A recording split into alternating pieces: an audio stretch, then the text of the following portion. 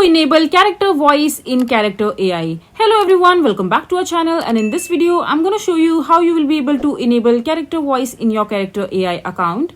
So first of all, just open your Character AI account, and after that just simply log into your account using your credentials. And once you're logged in into your account, just simply open the character that you would want to talk to. For example, I want to talk to this particular chatbot right here, and after that just simply click on the three dot menu icon from the chatbot itself, and after that just simply click on enable character voice, and after that just simply type hi.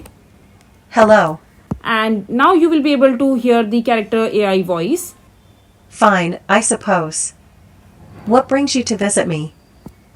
So as you can hear the voice of the character, so this is basically how you will be able to enable it and listen to the voice of the character.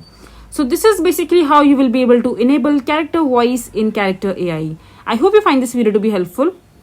So that is it for this video. If you find this video to be helpful, make sure to hit that like button and don't forget to subscribe to our channel for more such informative videos, and I'll see you the next time.